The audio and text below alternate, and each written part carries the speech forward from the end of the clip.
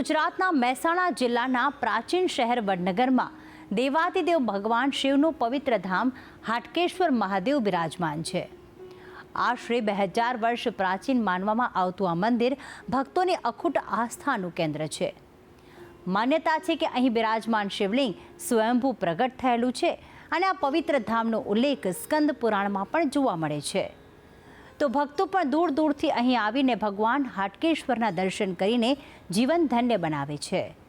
તો ચાલો કરીએ વડનગરમાં બિરાજમાન હાટકેશ્વર મહાદેવના પાવનકારી દર્શન।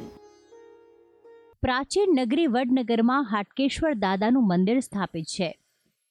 આ મંદિર 2000 વર્ષ પ્રાચીન હોવાનો પુરાણોમાં ઉલ્લેખ કરવામાં આવ્યો છે।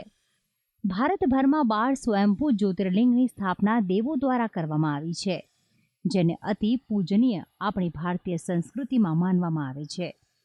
એવી જ રીતે આપણા વેદોમાં લિંગ પુરાણમાં એક ઉલ્લેખ છે કે આકાશે તારકેશ્વરમ, પાતાળે હાટકેશ્વરમ, મૃત્યુલોકે મહાકાલમ, લિંગત્રય નમસ્તુતે। એટલે કે આકાશમાં તારકેશ્વર રૂપે, પાતાળ લોકમાં હાટકેશ્વર રૂપે અને મૃત્યુલોકમાં એટલે કે પૃથ્વીલોકમાં મહાકાલ રૂપે દેવાધિદેવ મહાદેવ બિરાજમાન અને પૂજનીય છે।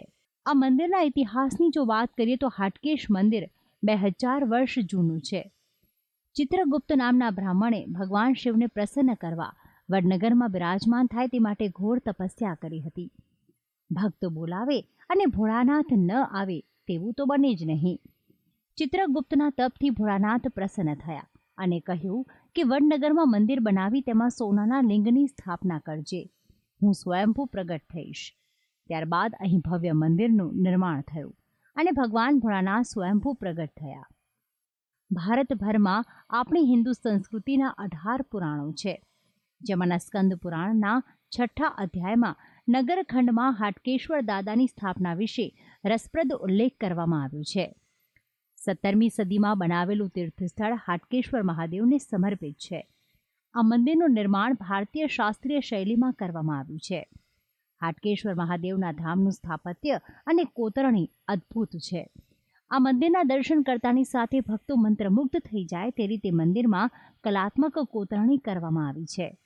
તો મંદિરના ગર્ભગૃહ સહિતના દ્વારમાં પણ કલામય લાવણ્યનો સમન્વય જોવા મળે છે। વિષ્ણુ ભગવાનના દશા અવતારના શિલ્પોની કોતરણી પણ અહીં અદ્ભુત છે। આ મંદિર લોકવાયકા મુજબ 2000 વર્ષ પહેલાંનું છે અને જે જીર્ણોદ્ધાર થયેલો, જે નવીન પથ્થરનું કામ છે એ લગભગ 9મી સદીમાં થયેલું છે। એટલે 1100 વર્ષ જૂનું સોલંકી કાળ વખતનું આ મંદિરનું પથ્થરનું બાંધકામ થયેલું છે। લોકોની શ્રદ્ધા એટલી જ છે દાદા ઉપર, જે મનથી મનોકામના રાખે એ દરેક મનોકામના દરેક ભક્તની દાદા પૂર્ણ કરે છે। આ મંદિરની બાંધકામ શૈલી અન્ય શિવાલય કરતાં અલગ તરી આવે છે। અન્ય શિવાલયોમાં શિવલિંગ બાદમાં કાચમાના સ્વરૂપે ભગવાન વિષ્ણુ બિરાજમાન અને ત્યારબાદ તેમનું પ્રિય વાહન નંદી હોય છે, જ્યારે આ મંદિરમાં શિવલિંગ બાદ 2 નંદી અને બાદમાં કાચુઆ સ્વરૂપે ભગવાન વિષ્ણુ બિરાજમાન છે।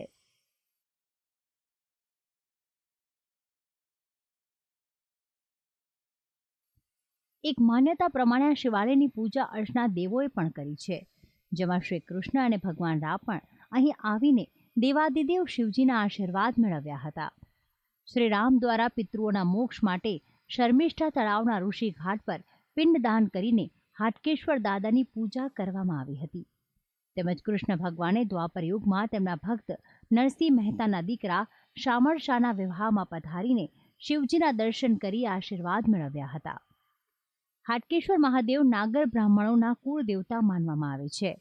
આ પવિત્ર સ્થાનકે દિવાળી વેકેશન, દર સોમવાર તેમજ ચૈત્ર સુદ 14 કે જે હાટકેશ્વર દાદાની જન્મ જયંતિ માનવામાં આવે છે, તે દિવસે ભક્તોની વિશેષ ભીડ જોવા મળે છે। જ્યારે આ રસ્તે પસાર થવું ત્યારે ખાસ કરી અને દાદાના દર્શન માટે આવું છું। ઘણા વર્ષોથી હું લગભગ 8મા ધોરણમાં તો અતિ 45 વર્ષથી જ્યારે વડનગર આગળથી પસાર થઈ અથવા તો પસાર થવાનું બહાનું શોધી અને અહીંયા આવું છું। મેં આખા ઇન્ડિયામાં દરેક શિવલિંગના દર્શન કરેલા છે, પણ અહીંયા જે આનંદ અને શાંતિની અનુભૂતિ થાય છે એ ભાગ્યે જ કોઈ જગ્યાએ થતી હશે।